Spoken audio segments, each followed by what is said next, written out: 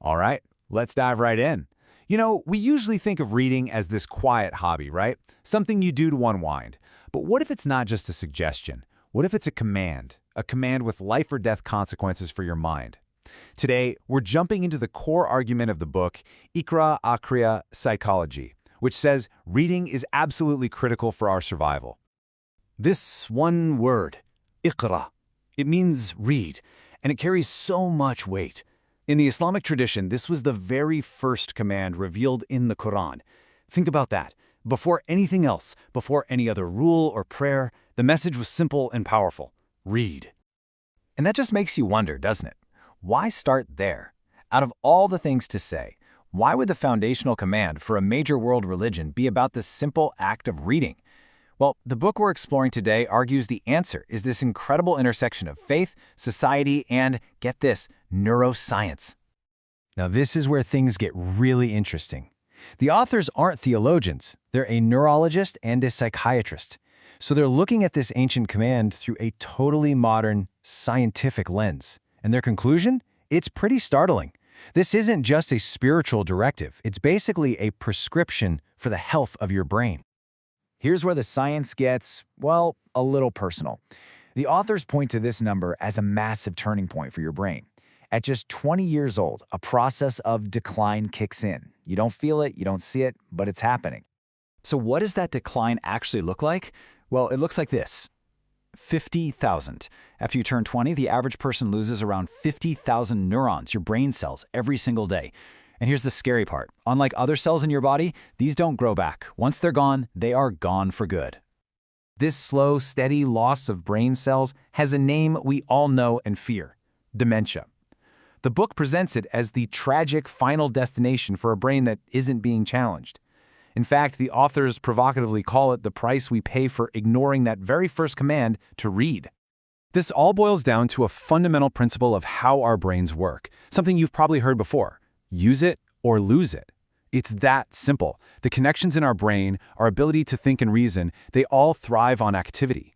The book argues that reading isn't just a pastime, it's the essential maintenance work for our most important organ. And this isn't just an individual problem. Oh no. The book makes a powerful case that when an entire society stops reading, that collective neurological decay starts to have massive consequences on a national scale. And the data they show is, well, it's jaw-dropping. I mean, just look at these numbers. It's a huge disparity. In Germany, you've got 2,700 books read for every 1,000 people. In the US, 1,200. But in Turkey, that number plummets to just 7. The authors don't call this a statistic, they call it a felaket, a catastrophe. And you can see the ripple effect of that. Check out the number of scientists and engineers per million people. The US has over 3,800. France, over 2,200. The book's data shows Turkey with just 209. The argument is crystal clear. A society that doesn't read struggles to produce the thinkers and innovators it desperately needs. Okay, so the picture painted so far is pretty bleak, right? It sounds like this path of decline is just inevitable, both for our own minds and for society. But is it? The authors argue, very forcefully, that it is absolutely not. There is a powerful antidote. And here it is. This is the good news. The book details the actual science-backed benefits of reading. And it's basically the brain's best medicine. This isn't just an idea, it's a physical reality. Reading actively increases blood flow, electrical activity, and metabolism in your brain. It literally strengthens the connections between neurons, protects them from dying, and builds up what scientists call a cognitive reserve, a kind of buffer that's been proven to delay the onset of diseases like Alzheimer's. But just when you think it's all about science, the argument takes a turn towards something deeper, more philosophical. The authors say that if we only see reading as a trip to the brain gym, we're missing the whole point. True reading, in their eyes, is a kind of profound dialogue. So what does that mean, a dialogue? Well, they see it as a three-way conversation.